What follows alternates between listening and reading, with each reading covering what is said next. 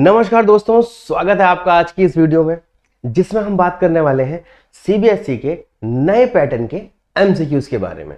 तो बच्चों, आज जो चैप्टर हम सॉल्व करेंगे उसका नाम है इंडियन इकोनॉमी 1950 से लेके 1990 तक। मतलब 1950 जब भारत आजाद हुआ 1947 में, तो 1950 में हमने अपनी प्लानिंग शुरू करी। भाई 3 साल तो हमें यही लग गए समझने में कि देश को चलाएं कैसे, ये क्या मिल गया हमें, तो पूरा देश मिल गया, हम तो जीत गए भाई, देश आजाद हो गया।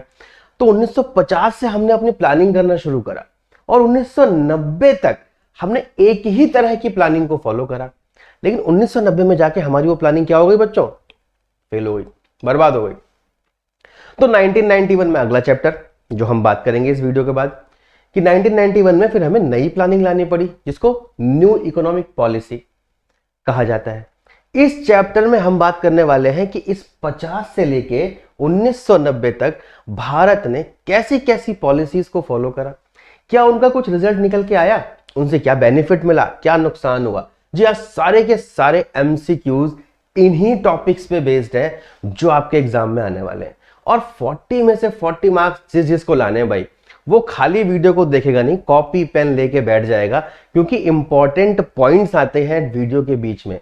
मैं आपको एमसीक्यू का सिर्फ आंसर नहीं, एमसीक्यू का आंसर कैसे निकलता है ये भी बताने वाला हूं। तो बच्चों, ज्यादा ज्ञान नहीं देते हैं, सीधा चलते हैं क्वेश्चन की ओर। तो स्टार्टिंग के एमसीक्यूज शुरू करते हैं बच्चों। पहला क्वेश्चन क्या कहता है? अच्छा जी, पहला क्वेश्चन आ गया हमारे सामने। तो भाई पहले क्वेश्चन की बात करी जाए तो कह रहा है डैश, मतलब हमें इस फिल इन द ब्लैंक्स को भरना है। और आगे कुछ कह रहा है, means designing and shaping the socio economic process in such a way so as to achieve an objective. मतलब एक डेफिनेशन टाइप की चीज दे रही है और ये पूछ रहा है कि किस चीज की डेफिनेशन है। मतलब डिजाइन करना, शेप करना हमारी सोशल और इकोनॉमिक प्रोसेस को इस तरीके से जिससे हमारा ऑब्जेक्टिव पूरा हो जाए। बच्चों, अभी मैंने 1950 से 1990 की प्लानिंग की बात की थी बच्चों। तो बच्चों, ये डेफिनेशन जो है ये इकोनॉमिक प्लानिंग की है। जब हम अपने ऑब्जेक्टिव को शेप कर रहे हैं, उसको पूरा कर रहे हैं किसी डिजाइन के थ्रू, प्लानिंग के थ्रू, तो इसका आंसर क्या होना चाहिए बच्चों? Economic planning. That is the definition of economic planning. तो C is the correct answer. अब बाकी के 3 ऑप्शन भी दिए हुए हैं, तो आप कंफ्यूज कैसे ना हो उस पर ध्यान दें जरा। बच्चों, इकोनॉमिक ग्रोथ जो है वो बहुत ही ब्रॉडर टर्म है। इकोनॉमिक डेवलपमेंट जो है वो बात करता है हर एस्पेक्ट के डेवलपमेंट की।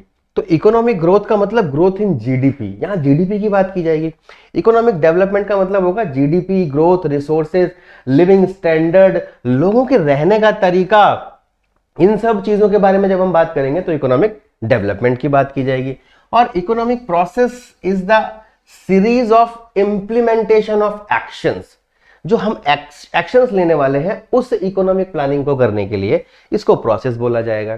तो ये डेफिनेशन जो है वो किसके साथ सेट बैठ रही है बच्चों? इकोनॉमिक प्लानिंग के साथ बैठ रही है, बाकी के तीनों ऑप्शन नहीं हो सकते। तो कंप्यूटर महोदय जरा आंसर बताइए इसका। आंसर नंबर सी आ गया बच्चों आपके सामने। चलते हैं जरा नेक्स्ट क्वेश्चन की ओर। भाई क्या कहता है?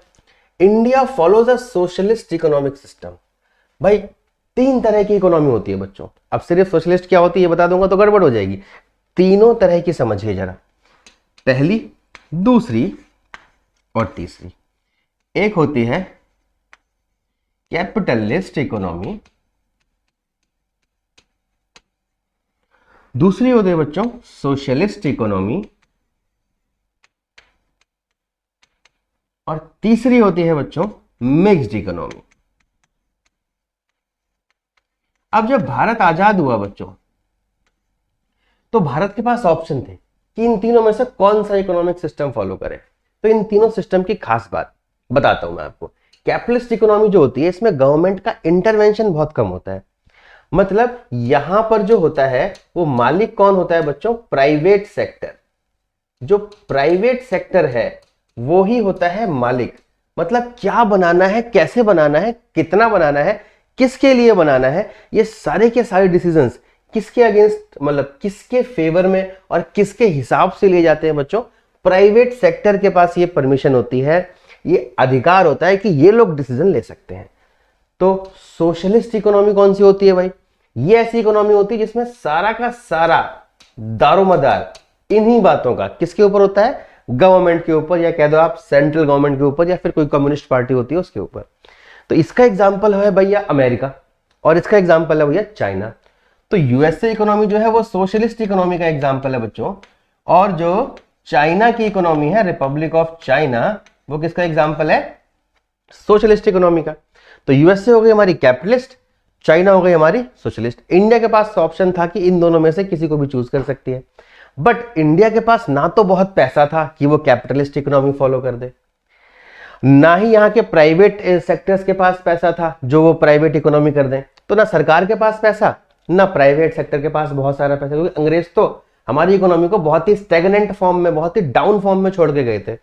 तो ये सिस्टम फॉलो कर पाना इंडिया के लिए पॉसिबल उस टाइम पे नहीं था। तो इंडिया ने क्या करा? इंडिया ने कहा हम ऐसी इकोनॉमी फॉलो करते हैं जिसमें कैपिटलिस्ट इकोनॉमी का भी मिक्सचर हो और सोशलिस्ट इकोनॉमी का भी मिक्सचर हो। तो उन्होंने मिक्स्ड इकोनॉमिक सिस्टम को फॉलो करना पसंद करा। तो यहां क्या कह रहा है? India follows a socialist economic system, true और फॉल्स। तो इंडिया की इकोनॉमी जो थी वो क्या थी बच्चों? मिक्स्ड इकोनॉमी थी। इसका मतलब ये सोशलिस्ट इकोनॉमी तो नहीं हो सकती। तो आपका आंसर क्या होना चाहिए बच्चों? फॉल्स। सोशलिस्ट इकोनॉमी किसकी है? चाइना की है, और एक दो कंट्रीज है जिनकी है, आगे डिस्कस करेंगे उसके बारे में। आंसर हो गया बच्चों हमारा बी। तो नेक्स्ट क्वेश्चन क्या कहता है बच्चों? नेक्स्ट क्वेश्चन में कह रहा है जो लॉन्ग टर्म प्लान होते हैं वो प्रीपोस्चरस होते हैं in nature and are refer to as a prescriptive plan. इनको प्रेस्क्रिप्टिव प्लान कहा जाता है। और प्रीपोस्चरस का मतलब होता है कि ये सही नहीं है, ये झूठे हैं, ये ऐसी हवाबाजी में बना दिए गए हैं। और ये कैसे हैं भाई? प्रीस्क्रिप्टिव, स्क्रिप्ट वर्ड से लिया गया प्रीस्क्रिप्टिव, मतलब इनकी स्क्रिप्ट पहले से फिक्स होती कि भाई यही करना है, यही करना है, उसके अलावा और कुछ करना ही नहीं है। ऐसा नहीं होता। लॉन्ग टर्म प्लान बहुत ही डिटेल में डिस्कस करके और बहुत लंबी प्लानिंग के साथ स्टेप बाय स्टेप फॉलो करके बनाए जाने वाले प्लान है। तो ऐसा कुछ नहीं है, ये हवाबाजी में करे हुए प्लान नहीं होते। तो लॉन्ग टर्म प्लान ऐसे नहीं होते। तो ये स्टेटमेंट क्या होती है हमारी? फॉल्स हो जाती है बच्चों। ये ट्रू नहीं हो सकता, पार्सली फॉल्स ऐसा नहीं हो सकता। तो हमने लॉन्ग टर्म प्लान की बहुत इंसल्ट कर दी यहां पर। ये कह रहे हैं कि लॉन्ग टर्म प्लान ऐसे होते हैं इंडिया में। नहीं जी, ऐसा नहीं होता। लॉन्ग टर्म प्लान बहुत तरीके से किए गए होते हैं और इनमें कभी भी कोई भी हवाबाजी नहीं होती। और इंडिया में ऐसे ही लॉन्ग टर्म प्लान बनाए गए हैं जो काफी हद तक सक्सेसफुल भी हुए हैं। कुछ नहीं हो पाए हैं, लेकिन बहुत सारे ऐसे प्लान हैं जो हुए भी हैं। तो ये वाली बात एकदम गलत साबित होती है बच्चों। आंसर होना चाहिए इसका बी। अच्छा जी, अगले क्वेश्चन पे चलते हैं।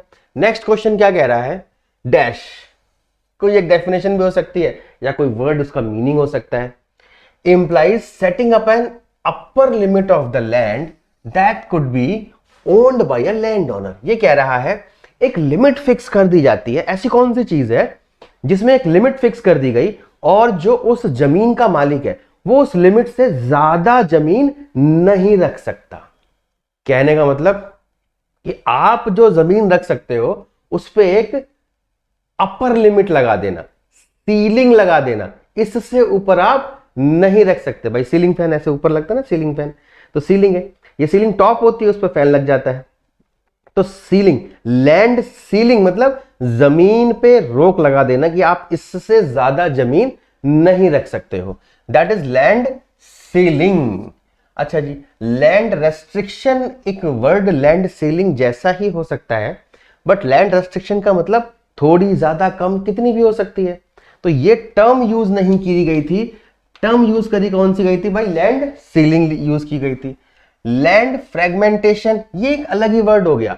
इसको गवर्नमेंट ने जो ऑर्डर पास किया था उसमें लैंड को अलग अलग तितर बितर नहीं किया गया था, बल्कि लैंड सीलिंग और लैंड सेटलमेंट सिस्टम को चेंज किया गया था। और लैंड सीलिंग एक ऐसा रूल था जिसमें जितने भी जमींदार वगैरह थे उनकी मैक्सिमम होल्डिंग पे रोक लगा दी गई। भाई आप इतनी जमीन रख सकते हो, उससे ज्यादा रखोगे तो आपसे बहुत टैक्स लिया जाएगा। किसानों ने बहुत टैक्स दिया है गरीबी में, आप भी दोगे टैक्स। और लैंड कोटा, भाई लैंड सीलिंग और लैंड कोटा लगभग एक ही चीज होती है, बट हमें मोस्ट एप्रोप्रिएट पे टिक करना होता है। तो हमें इन चार में से अगर टिक करना होगा तो हम किस पर टिक करेंगे बच्चों? बी पे टिक करेंगे कि land ceiling is the exact word for upper limit of the land बच्चों। तो आंसर होना चाहिए कंप्यूटर जी इसका बी। बताइए जरा, बहुत बढ़िया आंसर आ गया नंबर बी। अब आते हैं फटाफट से नेक्स्ट क्वेश्चन पे। नेक्स्ट क्वेश्चन देखो क्या कहना चाह रहा है, small scale industries are those with investment potential of ₹1 crore and which require more use of labour. तो भाई बात तो एकदम सही लिखी हुई है कि स्मॉल स्केल इंडस्ट्रीज जो होती हैं उनमें 1 करोड़ का पोटेंशियल, मतलब 1 करोड़ रुपए तक की इन्वेस्टमेंट लगती है और इसमें लेबर का ज्यादा इस्तेमाल होता है।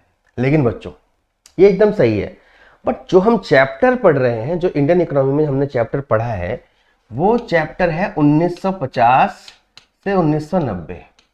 तो 1950 टू 1990 वाली स्थिति को अगर ध्यान रखा जाए तो उसके हिसाब से हाँ बिल्कुल सही है स्मॉल स्केल इंडस्ट्रीज के बारे में। लेकिन अगर प्रेजेंट एरा के बारे में देखा जाए तो बच्चों ये लिमिट काफी बढ़ चुकी है और ये लगभग हर 5-7 साल में 10 साल में ये चेंज होती रहती है। तो फिलहाल ये 1 करोड़ से बढ़ के कितनी हो चुकी है बच्चों, 10 करोड़ हो चुकी है इन्वेस्टमेंट की।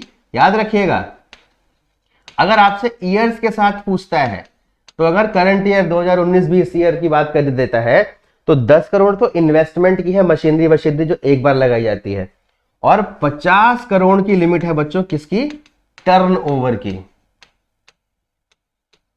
50 करोड़ की लिमिट किस चीज की है भाई, टर्नओवर की। तो 50 करोड़ इज द टर्नओवर। तो अगर किसी इंडस्ट्री का, किसी छोटी मोटी इंडस्ट्री का 50 करोड़ तक का टर्नओवर है या 10 करोड़ तक की इन्वेस्टमेंट है और उसमें लेबर तो ज्यादा यूज होती ही होती है, तो ऐसी इंडस्ट्रीज को हम क्या बोलते हैं, स्मॉल स्केल इंडस्ट्रीज कहा जाता है। लेकिन 1950-1990 के कॉन्टेक्स्ट में अगर देखा जाए तो उस टाइम पे इन्वेस्टमेंट बहुत कम थी। इवन शुरुआत तो इसकी 25 लाख से हुआ करती थी। तो 1 करोड़ रुपए तक अगर किसी की इन्वेस्टमेंट है और टर्नओवर की तो बात ही नहीं की गई थी उस टाइम पे, तो उसे हम स्मॉल स्केल इंडस्ट्री कहते थे। तो आंसर क्या हो गया भाई, ट्रू हो गया, क्योंकि इनिशियल स्टेज में स्मॉल स्केल इंडस्ट्रीज में बहुत कम इन्वेस्टमेंट को रखा जाता था। अब 10 करोड़ तक की इन्वेस्टमेंट को भी हम स्मॉल स्केल इंडस्ट्रीज में रख देते हैं बच्चों। तो इसका आंसर होना चाहिए ट्रू। तो क्वेश्चन नंबर 5 कंप्यूटर जी जरा आंसर बताइए। अरे वाह बहुत बढ़िया, हमारा एकदम सही आंसर आ गया। अब चलते हैं नेक्स्ट क्वेश्चन पे बच्चों। अगला question, question number 6, in which of these nations economic activities are governed by socialist principle. अच्छा, हमने अभी 3 प्रिंसिपल पढ़े हैं बच्चों, एक कैपिटलिस्ट होता है, दूसरा सोशलिस्ट होता है और तीसरा हम इंडियंस जिनका मिक्स्ड इकोनॉमिक सिस्टम है। तो कह रहा है इनमें से कौन सी ऐसी कंट्रीज हैं जिनमें सोशलिस्टिक प्रिंसिपल फॉलो होता है। तो भाई चाइना में तो होता है लेकिन इंडिया में तो नहीं होता, चाइना में तो होता है और चाइना सब में है, तो चाइना में तो अच्छा यहां नहीं है। अच्छा जी, इंडोनेशिया में नहीं, इंडोनेशिया में नहीं होता, तो ये वाला आंसर भी नहीं हो सकता। क्यूबा, क्यूबा में होता है बच्चों। क्यूबा ऐसी कंट्री है जहां पर स्टेट गवर्नड इकोनॉमी चलाई जाती है और यहां पर भी सोशलिस्ट सिस्टम फॉलो होता है। तो एग्जैक्ट आंसर हमारा क्या होना चाहिए, चाइना और क्यूबा। अब क्यूबा के बारे में आप पढ़ना चाहो तो गूगल और इसके बारे में कर सकते हो। अभी फिलहाल आपको इतना ही जानना काफी है कि क्यूबा ऐसी इकोनॉमी है जहां पर सोशलिस्ट सिस्टम फॉलो होता है, क्योंकि इससे ज्यादा 12th के सिलेबस में नहीं आने वाला। क्यूबा की हिस्ट्री बताने लग जाऊंगा तो वीडियो बहुत बड़ी हो जाएगी। तो आंसर क्या हो गया जी, आंसर नंबर डी हो गया बच्चों इसका। अब आते हैं अगले क्वेश्चन पे। Who among the following is considered as the chief architect of Indian planning.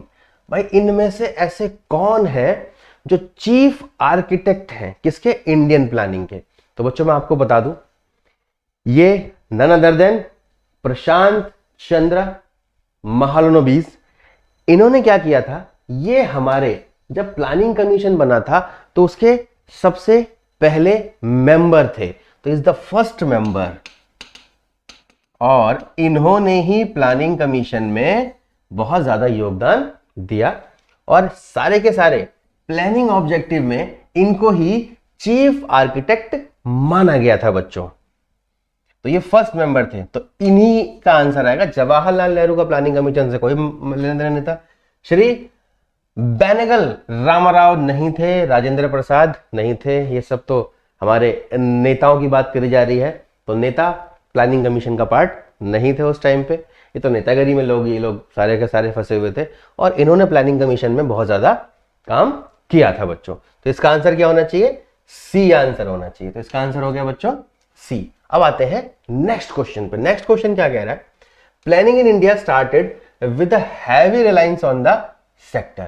भाई जब इंडिया की प्लानिंग स्टार्ट हुई 1950 से 1990 के बीच में, तो इन्होंने सबसे ज्यादा किस सेक्टर पे फोकस करा बच्चों? पब्लिक सेक्टर पे, प्राइवेट सेक्टर पे, सर्विस सेक्टर पे, या पब्लिक और प्राइवेट दोनों पे?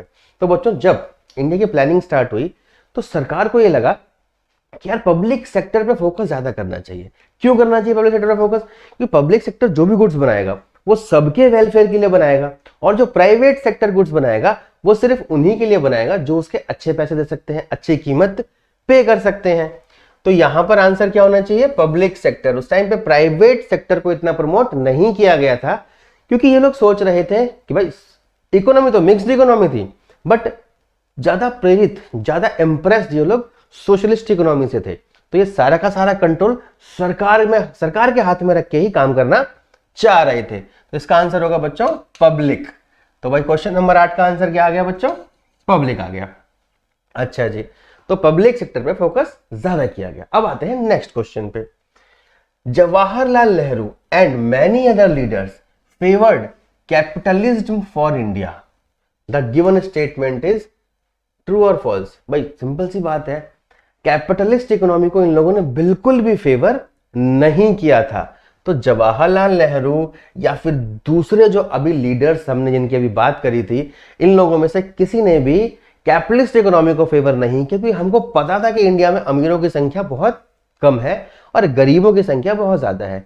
अगर उन्हीं अमीरों को मौका दे दिया जाएगा तो वो पूरे देश पे दोबारा से कब्जा कर सकते हैं। मतलब इतने अमीर हो जाएंगे वो कि फिर उनको दोबारा रोक पाना पॉसिबल नहीं होगा। इसलिए हमें कैपिटलिस्ट इकोनॉमी को फॉलो नहीं करना चाहिए। प्राइवेट सेक्टर बहुत छोटा था, उसका रोल बहुत कम था, इसलिए सोशल सेक्टर को फॉलो करा हमने। तो इसका आंसर क्या होना चाहिए बच्चों?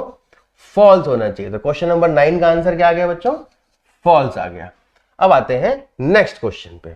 क्या कह रहा है? Which among the following is the primary objective of economic planning in the context of India?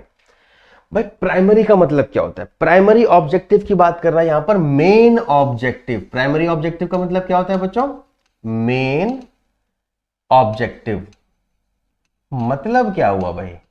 Suppose करो जैसे आप लोगों ने मनी एंड बैंकिंग चैप्टर पढ़ा होगा, नहीं पढ़ा है तो फटाफट से जाके वीडियो देख लो उसकी।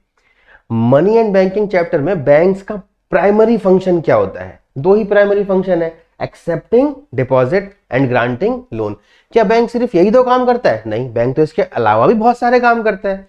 तो यहां पर इन्होंने हमसे ऑब्जेक्टिव नहीं पूछे, ऑब्जेक्टिव तो बहुत सारे दे लाइन लगा के, सिर्फ प्राइमरी ऑब्जेक्टिव हमारी प्लानिंग का पूछा है कि जब भी हमारी इकोनॉमी प्लानिंग करती है तो उनका मेन ऑब्जेक्टिव क्या होता है। तो भाई देखते हैं, बैलेंस्ड रीजनल डेवलपमेंट। हाँ जी, ये ऑब्जेक्टिव तो है बट मेन ऑब्जेक्टिव नहीं कह सकते इसको। रिडक्शन इन पॉवर्टी, ये भी हमारा ऑब्जेक्टिव है बट प्राइमरी ऑब्जेक्टिव नहीं है। ग्रोथ विद सोशल जस्टिस, जी हाँ दोस्तों, यही हमारा सही आंसर है कि भाई जब भी हम प्लानिंग की बात करते हैं तो हम चाहते हैं कि हमारा देश विकास भी करे और सोशल जस्टिस भी हो। मतलब ऐसा विकास ना हो जिसमें कुछ ही लोगों का फायदा हो, पूरे देश का फायदा होना चाहिए। ऐसी हमारी इकोनॉमिक प्लानिंग होनी चाहिए और ऐसे ही हमारी प्लानिंग का ऑब्जेक्टिव होता भी है। तो C is the correct answer. Reducing inflation, ये तो होता ही है भाई। मतलब महंगाई को दूर करना तो प्लानिंग ऑब्जेक्टिव रहता ही है, बट महंगाई होना भी जरूरी है। अगर इन्फ्लेशन बिल्कुल भी नहीं होगा तो भी समस्या आ जाएगी। तो महंगाई का एक उचित दर से बढ़ना, एक फिक्स रेट से बढ़ना, थोड़ा बहुत फ्लक्चुएशन चल जाता है, वो सही है, लेकिन अचानक से बढ़ेगी, अचानक से गिरेगी तो दिक्कत हो जाती है। तो ज्यादा शॉक्स, मतलब झटके नहीं होने चाहिए हमारी इकोनॉमी के अंदर। तो ये वाला भी आंसर प्राइमरी ऑब्जेक्टिव में नहीं आएगा। तो C is the correct answer. Computer teacher answer बताइए। बहुत बढ़िया, C is the correct answer आ गया आपका।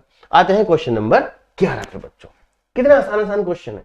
ये छोटे छोटे क्वेश्चन करके हम ले आएंगे 40 में से 40 नंबर। लेकिन इन छोटी छोटी बातों को ध्यान रखने के लिए कॉपी पेन लेके बैठते रहिए और पॉइंट्स को नोट करते रहिए ताकि चैप्टर भी पढ़ने की जरूरत ना पड़े, सिर्फ ये एमसीक्यूज देख के आप पूरा का पूरा रिवीजन कर लो, एग्जाम में बहुत काम आने वाले हैं ये। अच्छा जी, which sector receive top most priority in the first 5-year plan in India? जब इंडिया ने सबसे पहला प्लान बनाया तो सबसे ज्यादा फोकस किस चीज पे करा? तो बच्चों ऑब्वियस सी बात है, आप सब समझ सकते हो बहुत आसानी से कि भारत उस टाइम पे कृषि प्रधान देश था, और जब अंग्रेज हमें छोड़ के गए तो हमारे सामने सबसे ज्यादा समस्या, सबसे ज्यादा डर कह सकते हो आप, किस चीज का था? सर्वाइवल का था। और सर्वाइवल के लिए क्या जरूरी है? सबसे पहले क्या जरूरी है बच्चों? ये पापी पेट का भरना जरूरी है। तो इंडिया ने सबसे पहले खाने पे ध्यान दिया, मैन्युफैक्चरिंग पे नहीं, सर्विस पे नहीं, सारी की सारी सेक्टर्स पे नहीं, सबसे पहले खेती पे फोकस किया कि भैया खाना तो बना लो। अगर खेती ठीक हो जाएगी तो क्या होगा? सब पेट तो सबका भरेगा, बाकी डेवलपमेंट तो हम देखते रहेंगे। तो मेन फोकस उस टाइम पे किस पे था? पहले वाले 5-year प्लान में एग्रीकल्चर पे था। तो बच्चों यही आंसर आपको लिख के आना है एग्जाम में। तो क्वेश्चन नंबर 11 का आंसर क्या हो गया बच्चों? ए इज द करेक्ट आंसर। अब चलते हैं अगले क्वेश्चन पे। नेक्स्ट क्वेश्चन क्या कहता है भाई? यहां पर भी या तो कोई डेफिनेशन या किसी वर्ड का मीनिंग पूछ लिया है। Refers to an increase in the country's capacity to produce an output of goods and services within an economy. ये कह रहा है कि किसी इकोनॉमी के अंदर, एक इकोनॉमी के अंदर अगर हमारी कैपेसिटी इंक्रीज हो जाए, किस चीज की? आउटपुट को प्रोड्यूस करने की। किस चीज के आउटपुट को भाई? गुड्स एंड सर्विसेज को। मतलब हमारी इकोनॉमी में कैपेबिलिटी इंक्रीज हो रही है, जिससे हम इकोनॉमी में इस साल या आने वाले सालों में ज्यादा गुड्स एंड सर्विसेज को प्रोड्यूस करेंगे। तो इसको हम क्या कहेंगे बच्चों? तो क्या ये इकोनॉमिक ग्रोथ है? क्या ये इकोनॉमिक डेवलपमेंट है? सस्टेन्ड ग्रोथ है? या फिर जीडीपी है? तो बच्चों चारों के अलग अलग मतलब है। तो सबसे पहला ऑप्शन है इकोनॉमिक ग्रोथ। तो बच्चों इसका आंसर क्या होना चाहिए? Economic growth. मतलब इकोनॉमी इस लेवल पे जा रही है कि वो आगे ज्यादा आउटपुट प्रोड्यूस कर सकती है। इकोनॉमिक डेवलपमेंट क्यों नहीं कहेंगे इसको? ये इकोनॉमिक डेवलपमेंट का भी तो पार्ट हो सकता है क्या? नहीं बच्चों, इकोनॉमिक डेवलपमेंट इकोनॉमिक ग्रोथ से और ब्रॉडर है। इकोनॉमिक ग्रोथ में सिर्फ आउटपुट की बात की जाती है, बट इकोनॉमिक डेवलपमेंट में लोगों के विकास की, mental intellectual level, living style, लोगों का रहन सहन, सोच, कल्चर, इन सब चीजों की बात की जाती है। किसके अंदर? डेवलपमेंट के अंदर। तो ग्रोथ सिर्फ आउटपुट की बात करता है, इसलिए ग्रोथ आएगा, डेवलपमेंट यहां नहीं हो सकता। सस्टेन्ड ग्रोथ का मतलब क्या होता है? इसका मतलब होता है एक बार विकास हुआ और फिर वो इससे नीचे ना जाए, वो ऊपर बढ़ता जाए, ऊपर बढ़ता जाए, ऊपर बढ़ता जाए। और जब ये आप विकास कर रहे हो तो पुराने रिसोर्सेस को आप बर्बाद नहीं कर रहे हो। मतलब आगे भी बढ़ो, लेकिन फ्यूचर में आने वाली जनरेशन के लिए कुछ बचा के भी जाओ, जिसे कहा जाता है सस्टेनेबल डेवलपमेंट। अच्छा जी, gross domestic product. Gross domestic product का मतलब होता है गुड्स एंड सर्विसेज की मॉनेटरी वैल्यू सिर्फ और सिर्फ। तो जो मनी वैल्यू होगी उसकी बात की जाएगी जीडीपी के अंदर। यहां मनी वैल्यू की तो बात ही नहीं की गई। तो आंसर क्या बन जाता है बच्चों आपका? Economic growth is the correct answer. तो कंप्यूटर जी जरा आंसर बताइए फटाफट से हमारा। ए इज द करेक्ट आंसर। तो दोस्तों चलते हैं फटाफट से अपने नेक्स्ट क्वेश्चन पे। क्या कहता है नेक्स्ट क्वेश्चन? पोस्ट इंडिपेंडेंस, अरे भैया ये लो जी, पोस्ट इंडिपेंडेंस इंडिया ने हमेशा फोकस किया बच्चों किस चीज पे? सेल्फ सफिशिएंट और सेल्फ रेलिएंट नेशन बनने पे। भाई आजादी के बाद से भारत ने हमेशा इसी चीज पे फोकस करा। जी बिल्कुल करा, हम भी इस बात से सहमत हैं। दिस गोल, ये जो हमारा गोल है, in the present Modi era, भाई मोदी जी की बात कर दी यहां पर, मेरे भाइयों और बहनों मोदी जी आ चुके हैं। मतलब इस क्वेश्चन में सीबीएसई ने यह बोल दिया कि मोदी एरा, मोदी जी की जो गवर्नमेंट है उसे मोदी एरा कहा जा रहा है। मतलब इसको इतिहास में अलग नाम से जाना जाएगा, मोदी एरा के नाम से। तो जो हमारे मोदी जी हैं, ये जो सेल्फ सफिशिएंट इकोनॉमी की बात कर रहे हैं, तो इसके लिए क्या वर्ड इस्तेमाल करते हैं ये पूछ लिया इन्होंने। तो क्या हम इसको सफल भारत कहते हैं, क्या हम इसको कौशल भारत कहते हैं, अपना भारत कहते हैं, या फिर आत्मनिर्भर भारत कहते हैं? तो आप लोग सब जानते ही होंगे भाई साहब, मेक इन इंडिया, आत्मनिर्भर भारत, सेल्फ सफिशिएंट मतलब आत्मनिर्भरता ही तो होता है इसका हिंदी में मतलब। तो आंसर क्या होना चाहिए बच्चों इसका? आत्मनिर्भर भारत। मतलब मोदी जी का जो फोकस है वो किस चीज पे है? आत्मनिर्भरता, अपने ऊपर निर्भर रहो, किसी दूसरे किसी सामने वाले पे निर्भर नहीं रहना है। मतलब इंडिया में जो चीजें हम बाहर से खरीदते थे वो अब इंडिया में ही प्रोड्यूस की जाएंगी। इसी को बोला जाता है आत्मनिर्भर भारत। इसके अंदर मोदी जी ने स्किल डेवलपमेंट प्रोग्राम शुरू करे हैं और मेक इन इंडिया प्रोग्राम, जिसमें बब्बर शेर हमारा सिंबल है, देखा आपने, मशीन से बनी रहती है उसके अंदर, बब्बर शेर के अंदर।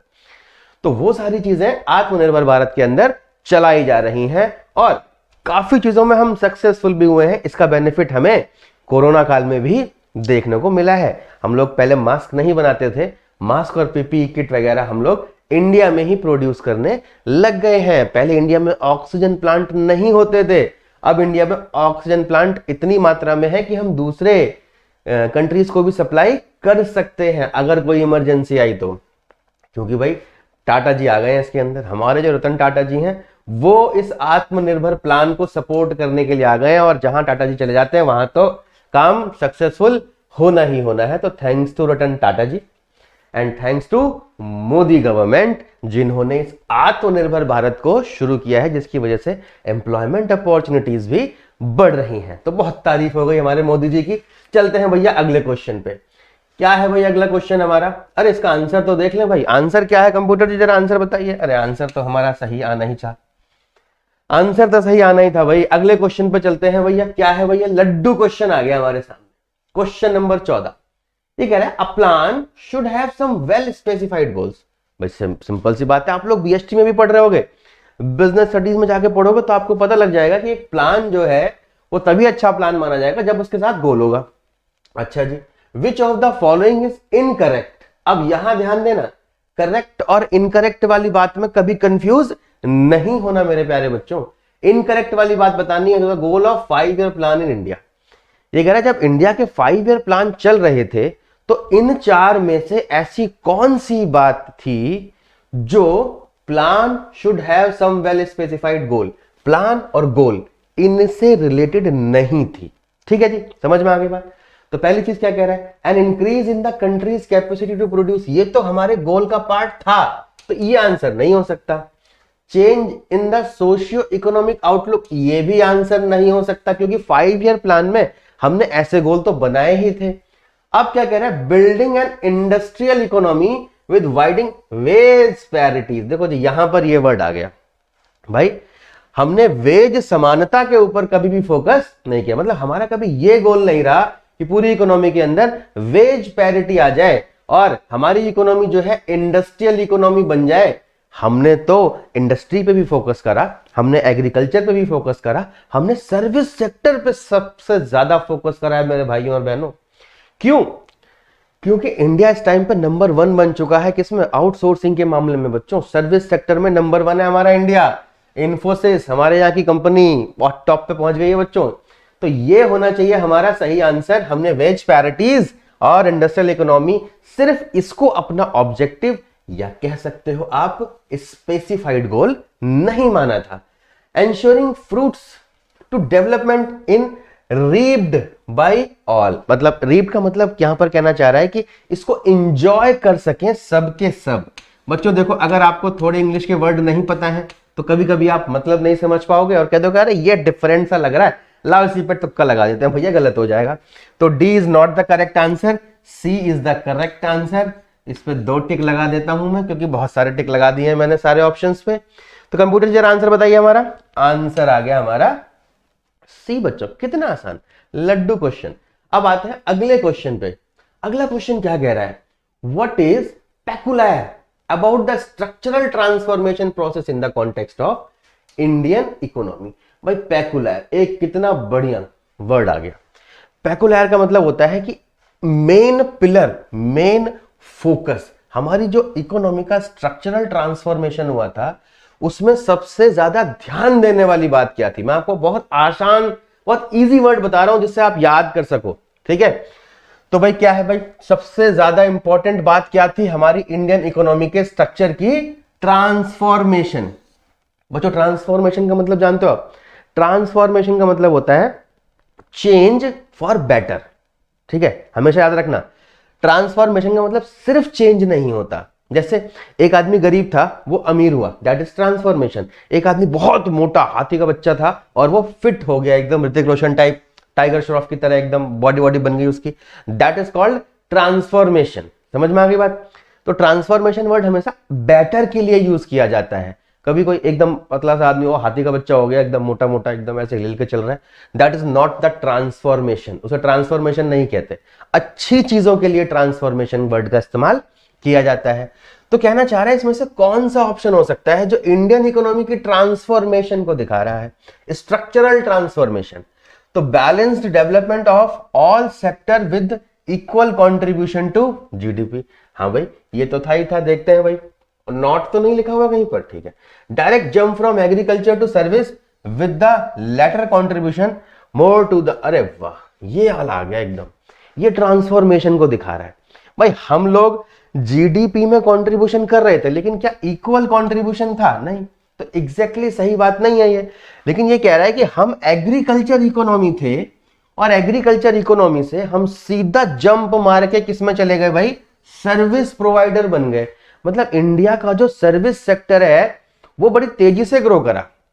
हमने सोचा था कि इंडस्ट्री को ग्रो करेंगे, बट सर्विस सेक्टर इतना तेजी से ग्रो करने लग गया कि पूरे वर्ल्ड में हम लोग फेमस हो गए सर्विस प्रोवाइडर बन के बच्चों।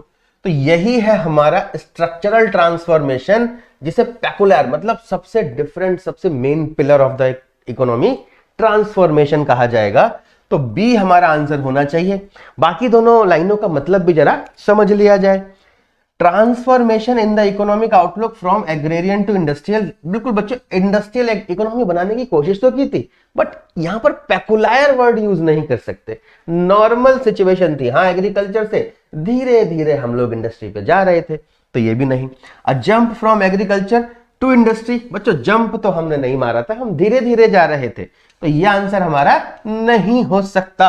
तो B is the correct answer. दिखाओ जी कंप्यूटर जी आंसर, बहुत बढ़िया, बी हमारा आंसर आ गया। अब चलते हैं नेक्स्ट क्वेश्चन पे। अरे वाह, क्या लिखा हुआ? Land reform.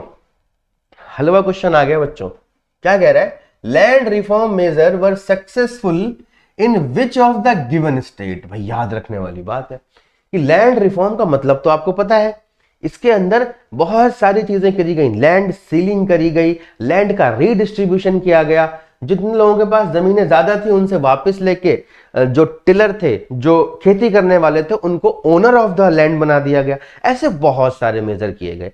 सक्सेसफुल कौन सी स्टेट में हुआ? तो बच्चों मैं आपको बता दूं, इसमें पंजाब हरियाणा में बहुत सक्सेसफुल नहीं हुआ, महाराष्ट्र और वेस्ट बंगाल। बच्चों वेस्ट बंगाल में ये सक्सेसफुल हुआ था, बट महाराष्ट्र में नहीं हो पाया था, वहां पर बहुत तेज लोग थे, दिमाग लगा लिया था उन लोगों ने।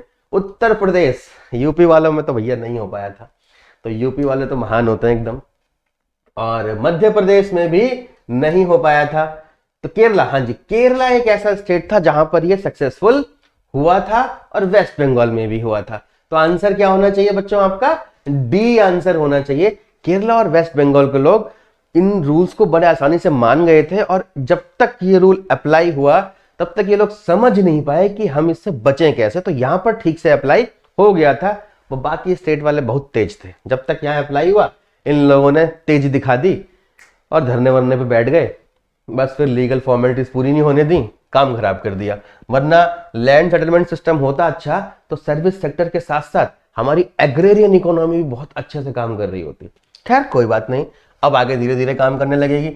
तो ये लड्डू क्वेश्चन हो गया भैया सॉल्व, हमारा आंसर आ गया हमारा डी। अब आते हैं बच्चों नेक्स्ट क्वेश्चन, देखो जरा क्या कह रहा है। ओ भाई साहब, arrange the following event in the chronological order. अब जब क्रोनोलॉजिकल ऑर्डर आ जाए तो क्या ध्यान रखना है आपको? फटाफट से बताओ क्या ध्यान रखना है आपको? ईयर्स याद रखने हैं। अगर आपको ईयर्स याद है तो आप तुरंत क्रोनोलॉजिकल ऑर्डर में इसको एडजस्ट कर सकते हो। तो भैया ईयर देखो जरा फटाफट से। इंट्रोडक्शन ऑफ सेकंड फेज, पहले ईयर लिख लो, बाद में ऑप्शन देखा जाएगा। Introduction of second phase of green revolution. तो बच्चों ग्रीन रेवोल्यूशन ध्यान रखना, ग्रीन रेवोल्यूशन 2 फेजेस में आया था। पहला फेज जो था बच्चों वो 1960 से 1970 के मिड तक चला था। ये फर्स्ट फेज था, तो ये फर्स्ट फेज था। बट यहां पर कौन सा फेज पूछा हुआ है बच्चों? सेकंड फेज पूछा है। भैया मैं आपको सिर्फ एबीसीडी नहीं बताने वाला हूं, यहां पर बाल की खाल निकाल के बताने वाला हूं। कॉपी पेन लेके नहीं बैठोगे तो भूल जाओगे। नोट करते रहना सारी की सारी चीजें, ताकि दोबारा किताब ही ना खोलनी पड़े। दूसरा फेज था 1970 मिड से लेके 1980 तक, तो that is the second phase of green revolution. तो पहला वाला क्रोनोलॉजिकल ऑर्डर में देखेंगे कहां आता है, सेट होता है। Setting up of Karve committee for increasing the rural development बच्चों। तो कार्वे कमेटी हमारी कब सेटअप हुई थी? कार्वे कमेटी हमारी सेटअप हुई थी 1955 में बच्चों। इस कार्वे जो कमेटी था, इसका मेन मोटिव क्या था बच्चों? जब ये 1955 में सेटअप की गई तो इसका मेन मोटिव था स्मॉल स्केल इंडस्ट्रीज। ये जो हमारी एसएसआई होती है, इसको प्रमोट करने के लिए कार्वे कमेटी को बनाया गया था, इन पे ध्यान देगी। अच्छा जी, उसके बाद हमारी प्लानिंग कमीशन। तो बच्चों ये तो सब जानते हो, लड्डू पॉइंट है ये तो। 1950 के बाद हमारी प्लानिंग कमीशन स्टार्ट हो गई थी। अच्छा जी, फिर आता है introduction to new economic policy. लड्डू चीज ये तो हर बच्चे को पता होगा, नहीं पता है तो भैया अपने आप ध्यान दे लो जरा, मतलब पिटाई काम खाने वाले काम मत करना। ये तो हमेशा पता होना चाहिए, क्योंकि अगला चैप्टर जो थर्ड चैप्टर जो है जिसके एमसीक्यू आने वाले हैं बच्चों, वो हमारा न्यू इकोनॉमिक पॉलिसी पे ही है। तो ये कब आई थी बच्चों? 1991, जब 1990 में हमारी बहुत बुरी हालत हो गई थी, तो ये 1991 की पॉलिसी आई थी। अब देखो भाई, क्रोनोलॉजिकल ऑर्डर में अरेंज करेंगे। सबसे नंबर 1 पे क्या आने वाला है? नंबर 1 पे आने वाला है ये 1950 के बाद क्या आने वाला है बच्चों? 1955। नंबर 2 पे ये आने वाला है। 1955 के बाद क्या आने वाला है बच्चों? 1970 और 80। नंबर 3 पे ये आने वाला है और नंबर 4 पे ये आने वाला है। तो देखो नंबर 3 सबसे पहले किस पे है? ये हो सकता है आंसर। फिर नंबर 2 ये नहीं हो सकता, ये भी नहीं हो सकता। क्या हो जाएगा बच्चों? B is the correct answer. निकाल दिया हम लोगों ने। तो बच्चों ऐसे ईयर्स को जानने के लिए सब्सक्राइब कर दीजिए हमारे चैनल को, कैल्विन कॉमर्स। और अगर ये वीडियो आपको अच्छी लग रही है तो लाइक करना मत भूलना बच्चों। सब्सक्राइब कर दोगे, आपको शॉर्ट्स मिलेंगे वो हमारी वीडियोस के, और उन शॉर्ट्स में मैं आपको ये सारे के सारे ईयर्स याद करा दूंगा। एग्जाम तक तो 40 में से 40 की तैयारी हो ही जाएगी। तो कंप्यूटर जी जरा आंसर बताइए हमें। बहुत बढ़िया, आंसर आ गया हमारा बी, एकदम सही। अब चलते हैं नेक्स्ट क्वेश्चन पे। अच्छा जी, क्या है भाई? लड्डू क्वेश्चन। क्या कह रहा है भाई? Achieved growth rate has always been higher than the expected growth rate. ये कह रहा है कि जितना हम सोचते थे हमारी तरक्की हमेशा उससे ज्यादा होती थी। आप लोग बताओ मुझे, आप सोचते हो कि आज तो मैं 8 घंटे पढ़ के मानूंगा, 8 घंटे से कम नहीं पढ़ूंगा। तो क्या 8 घंटे से ज्यादा पढ़ लेते हो? 1 घंटे सोचते हो तो 1 घंटा तो पढ़ नहीं पाते। ये तो कह रहा है कि हम जितना सोचते थे उससे ज्यादा ग्रोथ कर रहे हैं। पॉसिबल है क्या? नहीं। ड्यूरिंग 1950 टू 1950 से 1990 की बात कर रहा है। मतलब 1950 से 90 भारत अभी बेचारा आजाद ही हुआ था, बच्चा था छोटा सा, और कह रहा है कि भैया हमारी ग्रोथ रेट इतनी तेजी से बढ़ रही थी। ऐसा नहीं है। तो ये स्टेटमेंट क्या है बच्चों? फॉल्स है। ऐसा तो हो ही नहीं सकता था। मतलब यहां कट लगा दिया है मैंने, यहां पर कट नहीं, इसका आंसर होना चाहिए ये वाला। तो ये स्टेटमेंट क्या हो जाएगी बच्चों? फॉल्स हो जाएगी। तो ये आंसर देखने की भी जरूरत नहीं है, मैं तो आंखें बंद कर ले रहा हूं, आप लोग भी देख लो आंसर क्या है। चलो भाई अगले क्वेश्चन पे चलते हैं बच्चों।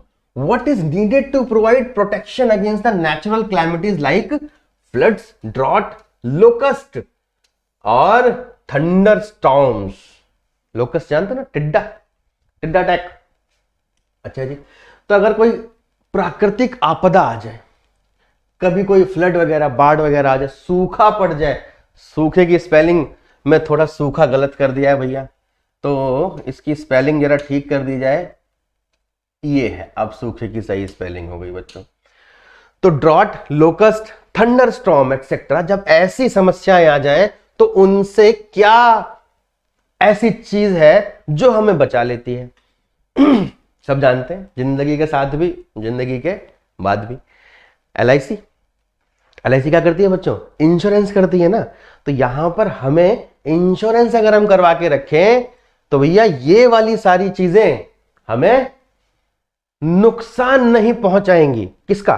फाइनेंशियल नुकसान। अब ऐसा नहीं इंश्योरेंस करवा लेंगे तो फिर हमारी फसल खराब ही नहीं होगी, हो जाएगी खराब, क्योंकि अटैक हुआ है, नेचुरल कैलेमिटी आई है, बाढ़ आई है, वो होगी, बट इंश्योरेंस कंपनी आपकी भरपाई कर देगी उस चीज के लिए। तो ऐसे कामों से बचने के लिए, ऐसे रिस्क से बचने के लिए हमें क्या करवाना चाहिए? नहीं, ग्रीन रिवोल्यूशन से तो उपज बढ़ती है, प्रोडक्शन बढ़ता है। टेरेस क्रॉपिंग जानते हो आप लोग? ये सीढ़ीदार खेत, पहाड़ों पे भी खेती करने का तरीका हम लोगों ने ढूंढ लिया था इसके थ्रू, कि भाई ऐसे सपोज करो ये पहाड़ है, तो क्या करा, पहाड़ पे खेती करेंगे, पानी डालेंगे, ऐसे बह जाएगा। इन्होंने ऐसा नहीं कहा, इन्होंने इस पहाड़ को ऐसे काट दिया, थोड़ा अच्छे से बनाते हैं, ऐसे ऐसे स्टेप्स बना दिए, और यहाँ पे खेती करने लग गए ये लोग, यहाँ terrace farming, terrace terrace terrace. ऐसे पे खेती करना पॉसिबल नहीं है, और पेड़ में गिर जाएगा एकदम, सब ऐसे दिक्कत हो जाएगी। तो क्या कर दिया, यहां पर खेती करना शुरू कर दिया मेरे प्यारे बच्चों। तो इसे कहते हैं हम टेरेस फार्मिंग। तो टेरेस फार्मिंग या टेरेस क्रॉपिंग तो नहीं हो सकता इसका आंसर, इससे नेचुरल क्लैमिटी से बचा नहीं जा सकता। मल्टीपल क्रॉपिंग का मतलब ये होता है कि भाई आप एक ही साल में कई सारी फसलें उगा रहे हो, तो भैया बाढ़ आएगी तो उससे थोड़ी कुछ फायदा होगा, कई फसलें उगा, जो फसल उस टाइम पे होगी बर्बाद हो जाएगी। ये भी आंसर नहीं हो सकता। क्रॉप इंश्योरेंस, जिंदगी के साथ भी, जिंदगी के बाद भी। मैं ये नहीं कह रहा LIC से कराओ क्रॉप इंश्योरेंस, बहुत सारी कंपनीज हैं, नबार्ड के थ्रू बहुत सारी स्कीम्स आती हैं जिनमें आप क्रॉप इंश्योरेंस करवा सकते हो। तो C is the correct answer. 19वें का आंसर आ गया सी। चलो भैया नेक्स्ट क्वेश्चन। अरे वाह, इतना बड़ा क्वेश्चन है, लेकिन मैं कह रहा हूं लड्डू क्वेश्चन, एकदम आसान हलवा। जो इस क्वेश्चन को नहीं कर पाया भैया वो है चूरन। अच्छा जी देखो, which of the given statement explain the major hurdles faced by the land reform and land ceiling legislation. देखो बच्चों, ग्रीन रिवोल्यूशन पे क्वेश्चन आ रहा है, प्लानिंग कमीशन पे आ रहा है, लैंड रिफॉर्म्स पे आ रहा है, लैंड सेटलमेंट सिस्टम पे आ रहा है। बड़े इंपॉर्टेंट पॉइंट है इस वाले चैप्टर के, ध्यान दीजिए। कह रहा है इनमें से कौन से ऐसे पॉइंट्स हैं जिनसे हमें यह पता लग रहा है कि लैंड रिफॉर्म में समस्या आई इन चीजों की वजह से। तो देखते हैं कौन कौन से पॉइंट हैं जिसपे समस्या आई थी लैंड रिफॉर्म में। तो पहला क्या है, जो बड़े लैंडलॉर्ड्स थे registered there land in the name of close relative. ये यूपी वाले भैयाओं ने बहुत किया था कि भैया जिस जिसके नाम पे जमीन थी, अब मेरे नाम पे यार जमीन है, मैंने अपने चाचा, ताऊ, फूफी, मामा, मौसा, जीजा, साले, बेटे, बेटे के कजन्स, वाला इतने दुनिया भर के जितने मेरे रिश्तेदार थे, मैंने सबको बुलाया और सबके नाम पे थोड़ी थोड़ी जमीन ट्रांसफर कर दी। और जब डिपार्टमेंट वाले आए कि भाई साहब आपके नाम पे कितनी जमीन है, भैया खाली 2 बीघा जमीन है, गरीब आदमी है। अब बाकी जमीन आपके नाम पे जो 1 साल पहले थी वो तो हम सब बेच दिए, दान दे दिए दूसरों को। तो क्या हुआ, वो इनकम टैक्स ऑफिसर जो आएगा, जो लैंड रिफॉर्म करने वाला आएगा, वो क्या कहेगा, हे भगवान क्या करे लैंड सीलिंग, इसके पास तो 2 ही बीघे जमीन बची है। तो भैया यूपी वाले भैया ने बहुत दिमाग लगाया और ये क्या हो गए, एस्केप कर गए लैंड सीलिंग लेजिस्लेशन से। तो ये वाला पॉइंट तो एकदम सही है। दूसरा वाला देखते हैं। तो जरूरी नहीं है कि एक ही सही हो, ज्यादा भी हो सकते हैं। देखो ऑप्शन में ज्यादा दे रखे हैं, 1 2 3 4 5 बहुत सारे दे रखे हैं। तो देखते हैं कौन कौन से वाले सही हैं। तो पहला क्या कह रहा है, दूसरा क्या कह रहा है, there have been cases in which tenants were evicted and landlord claim to the actual tiller. मतलब जिसकी लाठी उसकी भैंस। एविक्टेड का मतलब हुआ यहां पर कि जो बड़े बड़े लैंडलॉर्ड थे उन्होंने लठ के जोर पे जो गरीब किसान था उससे भगा दिया, हट यहां से जा, नहीं मिलेगी तेरे को जमीन। मतलब सरकारी ऑफिसर आए, उन्होंने कहा कि भैया तुम खेती करो इस पे। अब वो अकेला आदमी, गरीब आदमी बेचारा क्या करेगा, खेती करने लग गया। उधर से साहूकार आया, 10 लठैत लेके आओ भैया, आज भाग यहां से, ये हमारी जमीन है, यहाँ काम नहीं करेगा तू। अब वो बेचारा केस भी नहीं लड़ सकता, पुलिस कचहरी भी नहीं कर सकता, क्योंकि सिस्टम करप्टेड था। तो भैया ये वाला भी रीजन सही बैठता है। तीसरे वाले पे आते हैं, landlords loop holes in the legislation. अब जो पढ़े लिखे लोग थे वो वकील भी रख सकते थे, और जो खुद पढ़े लिखे थे वो खुद कानून को समझना जानते थे। तो उन्होंने क्या करा, लूप होल्स। लूप होल्स का मतलब रहता है कि जब कानून बनाने में ना कोई छोटी मोटी कमी रह जाए, to their comparative advantage to own large areas of land. तो उन्होंने उस लूप होल का फायदा उठाया, जैसे कि ये वाला लूप होल था। अब कानून में यह बताया गया कि भैया आपके नाम पे जमीन इतनी होनी चाहिए, उससे ज्यादा नहीं होनी चाहिए। लेकिन ये नहीं बताया गया कि भैया जो जमीन है वो पिछले 5 साल से आपके नाम पे नहीं होनी चाहिए। अगर आपने ताजी ताजी किसी को जमीन ट्रांसफर करी है तो भैया आप ही मालिक माने जाओगे उसके। तो इस वाले लूप होल का फायदा उन लोगों ने उठा दिया, तो तुरंत अपने रिश्तेदारों को ट्रांसफर कर गए। तो ये वाला भी एक रीजन हो सकता है। अब देखते हैं चौथा है कि नहीं है। लग रहा है 3 तो आ गए हैं, चौथा पता नहीं है कि नहीं है। The goal of equity was not serve fully because of the serious loopholes in the legislation. भैया दोनों सेम ही पॉइंट लिख दिए हैं, तो ये भी हमारा आंसर हो जाएगा। मतलब जिसमें चारों दे रखे होंगे वही आंसर हो। देखो डी है, डी जिसमें चारों के चारों है, तो D is the correct answer. भैया बताओ जरा फटाफट से, ये हमारा सही आंसर हो गया। तो ये 20 क्वेश्चन हो गए हमारे, है ना। अब चलते हैं नेक्स्ट क्वेश्चन पे। अरे भैया इतना बड़ा क्वेश्चन, देखते हैं भाई क्या कह रहा है, इसको तो समझा ही देते हैं हम पूरा। Which of the following alternative explain the debate regarding the provision of subsidies during 1960 to 1970s। भाई 1960 टू 1970 की बात की जाए, मतलब बात की जा रही है किसकी बच्चों? ग्रीन रिवॉल्यूशन की। और ग्रीन रिवॉल्यूशन का कौन सा फेज है ये बच्चों? First phase. मतलब पहले फेज में सरकार ने क्या कहना चाहा है ग्रीन रिवॉल्यूशन के बारे में। तो पहली बात तो कह रहा है कि सब्स्टिट्यूटिंग फर्टिलाइजर सब्सिडी, मतलब 1960-70 में फर्टिलाइजर्स पे सब्सिडी जो दी जा रही थी उसे हटा दिया गया और उसे कहां कर दिया गया? सीड की सब्सिडी, मतलब बीजों पे सब्सिडी देना शुरू कर दिया और फर्टिलाइजर से सब्सिडी को हटा दिया गया। तो बच्चों ये वाली बात तो एकदम गलत है, क्योंकि इसकी वजह से सिर्फ बिग फार्मर्स को फायदा मिल रहा था, ये ऐसा कहना चाह रहे हैं। तो ये डिबेट गलत साबित होती है। भाई उस टाइम पे फर्टिलाइजर और सीड्स दोनों पे सब्सिडी दी गई थी, सब्स्टिट्यूट नहीं किया गया था। तो ये वाले क्वेश्चन का आंसर भैया ये नहीं हो सकता। अब चलते हैं अगले पे। सब्स्टिट्यूटिंग फर्टिलाइजर सब्सिडी, ये भी यही कह रहा है with agriculture subsidies as the former was benefiting है ये बच्चों, benefiting fertiliser industry not the target group. हाँ ये वाली बात तो समझ में आती है। मतलब फर्टिलाइजर से हटा के सीड पे तो नहीं करा था, लेकिन हाँ फर्टिलाइजर सब्सिडी को एग्रीकल्चर सब्सिडी से कन्वर्ट कर दिया गया था। मतलब जो फर्टिलाइजर यूज कर रहे थे वो कौन थे बच्चों? बिग फार्मर्स थे, बड़े किसान, बिग फार्मर्स। अब ये बिग फार्मर्स के पास इतना पैसा होता था कि ये लोग खूब सारे फर्टिलाइजर यूज करके अपनी कैपेसिटी को बढ़ा देते थे, आउटपुट इंक्रीज। बट गरीब किसान के पास नहीं था, तो हमने क्या करा? एग्रीकल्चर सब्सिडी देना शुरू करा। किसको? गरीब किसान को, ताकि वो बेनिफिट मिले जिस ग्रुप को हम टारगेट करना चाह रहे हैं। मतलब जितने फाइनेंशियल इंस्टीट्यूशंस थे उन सबको हमने बोला कि भैया वो ग्रुप पता करो जिस ग्रुप के पास पैसे की कमी है। तो उस ग्रुप को जाके पूरा एग्रीकल्चर के फील्ड में जो जो उसको बेनिफिट मिलना चाहिए, आप हर चीज में उसको सब्सिडी देना शुरू करो। खाली फर्टिलाइजर पे सब्सिडी देने से काम नहीं चलेगा कि फर्टिलाइजर पे दे दी या फिर सीड्स पे दे दी या फिर किसी छोटी मोटी चीज पे दे दी, तो इससे काम नहीं चलने वाला बच्चों। तो ये हमारा आंसर हो सकता है। लेकिन आंसर को फाइनलाइज करने से पहले सारे ऑप्शन पढ़ लेने चाहिए। अगला क्या है? शिफ्टिंग एग्रीकल्चर सब्सिडी, मतलब एग्रीकल्चर की सब्सिडी को ही शिफ्ट करने की बात कर दी। किस पे?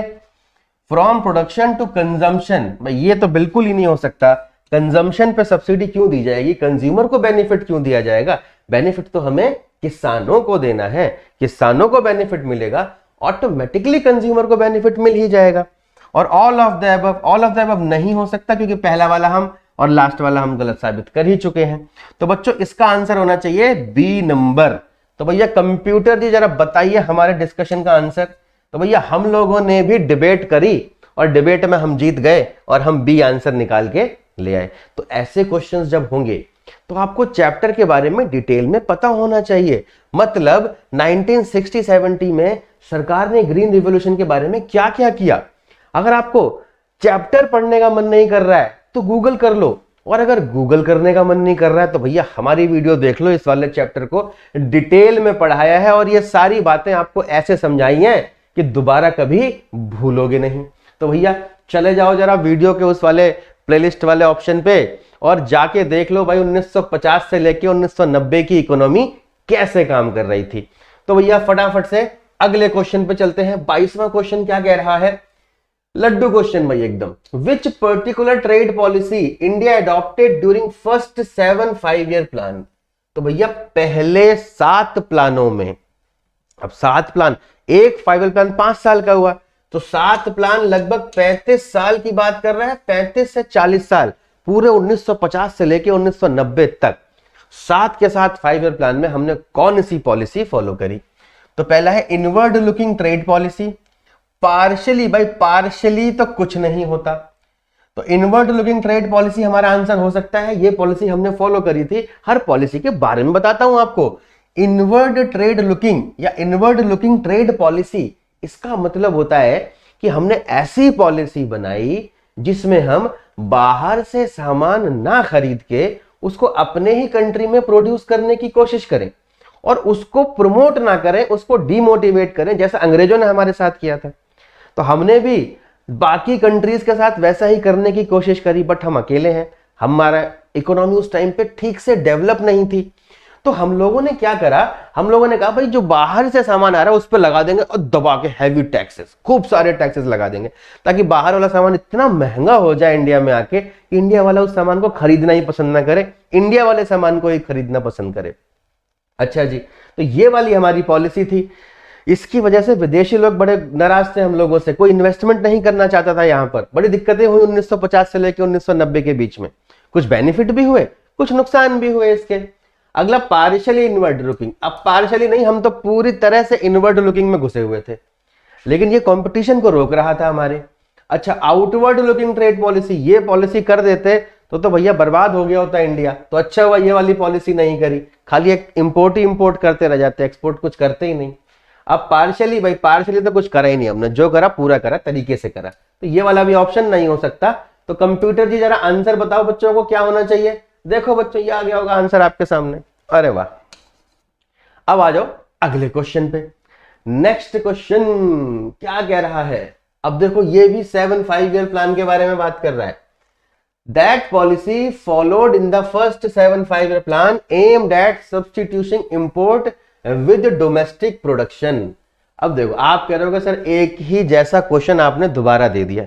नहीं दिया भैया, बहुत इंपॉर्टेंट क्वेश्चन है, एक जैसा नहीं है, आ जाएगा कंफ्यूज हो जाओगे। देखो क्या कहना चाह रहा है कि ऐसी कौन सी पॉलिसी थी, हम कहेंगे इनवर्ड लुकिंग ट्रेड पॉलिसी, लगा दिया आंसर, लेकिन बाकी ऑप्शन पड़े ही नहीं, गड़बड़ हो जाएगी। आउटवर्ड लुकिंग तो नहीं हो सकता। अभी मैंने बताया था इनवर्ड ट्रेड लुकिंग का, इनवर्ड लुकिंग ट्रेड का एक दूसरा नाम भी होता है।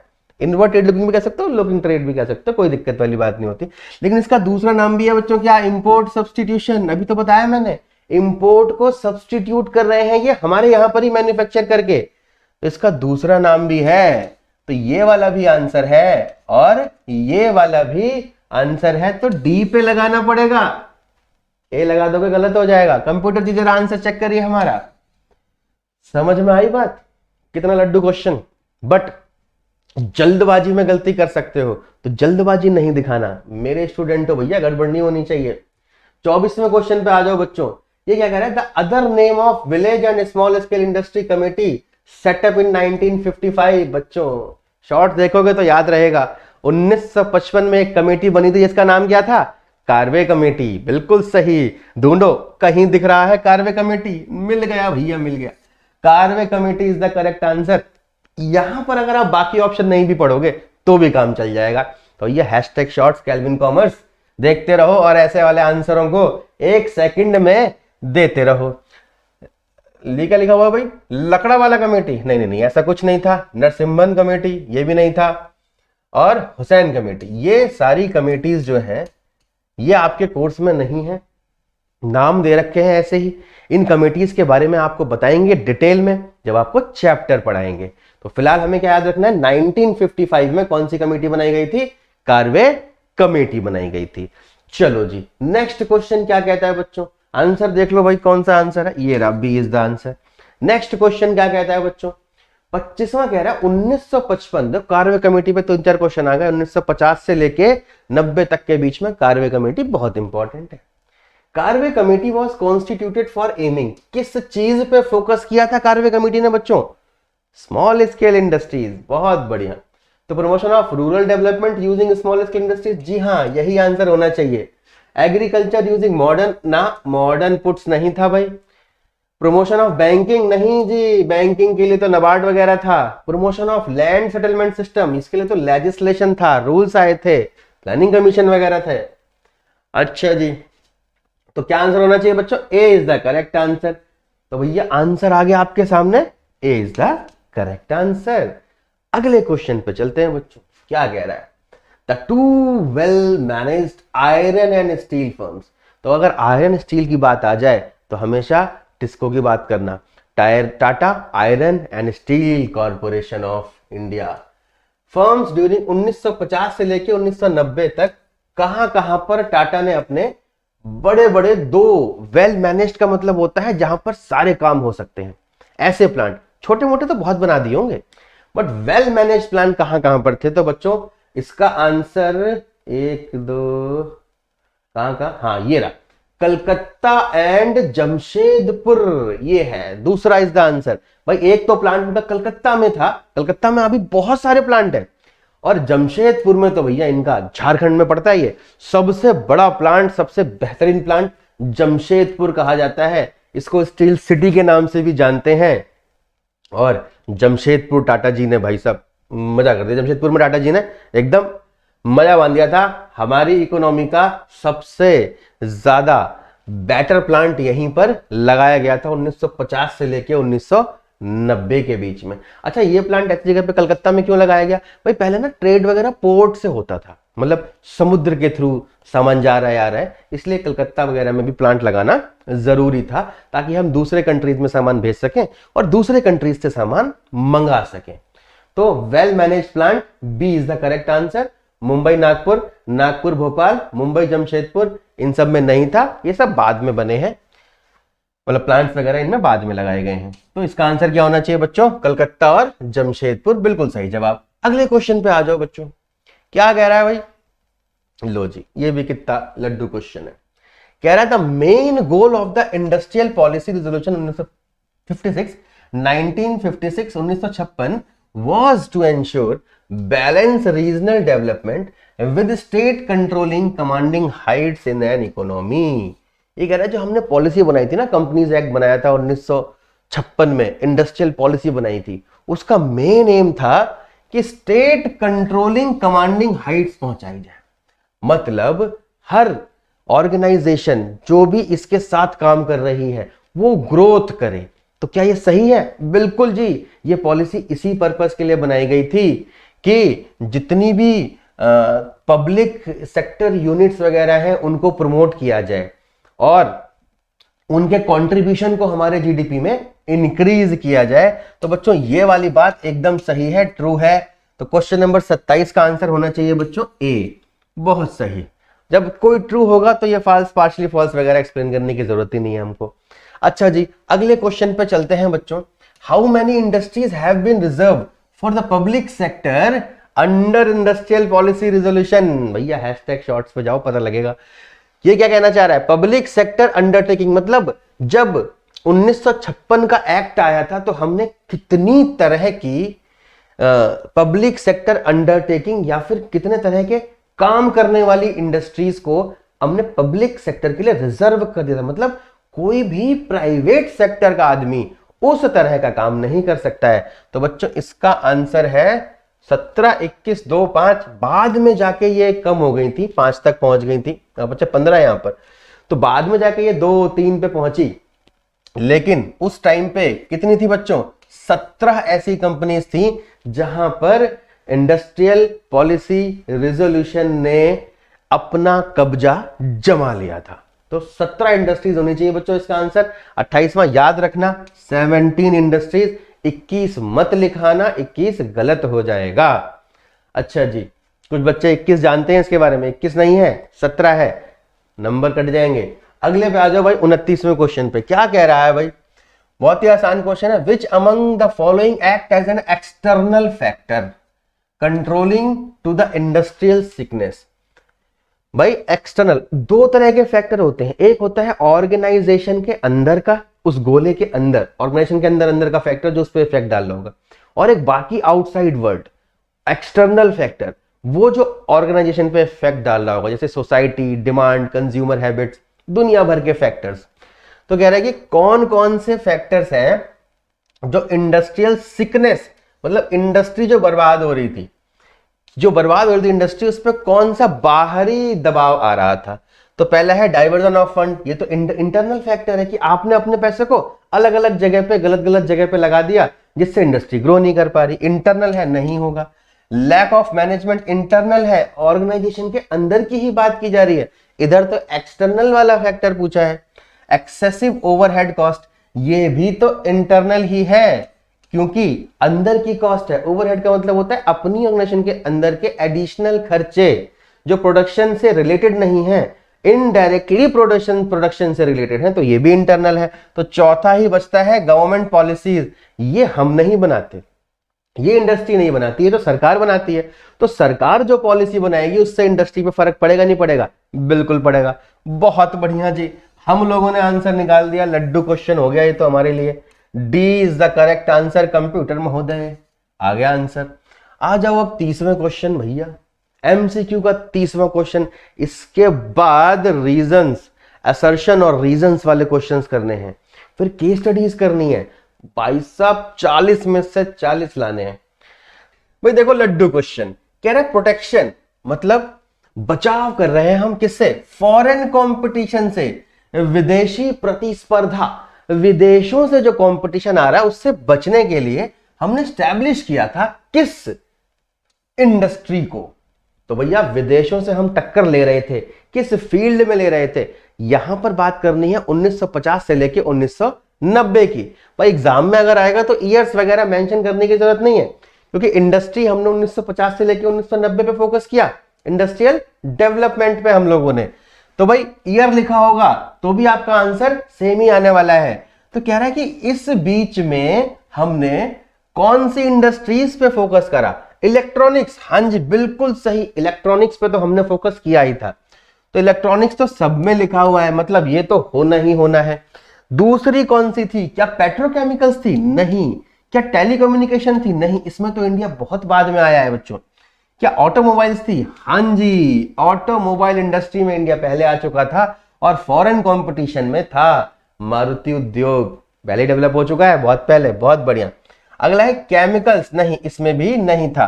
तो आंसर क्या होना चाहिए कंप्यूटर महोदय, बताइए फटाफट से। आंसर होना चाहिए हमारा आंसर नंबर सी। 30 क्वेश्चन हमने कर लिए एमसीक्यू के सारे इंपॉर्टेंट थे।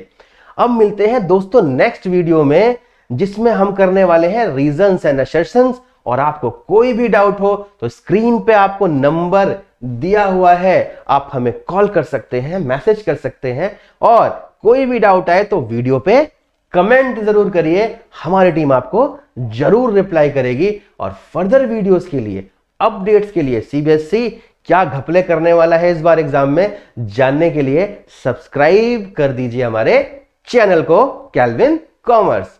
Thank you.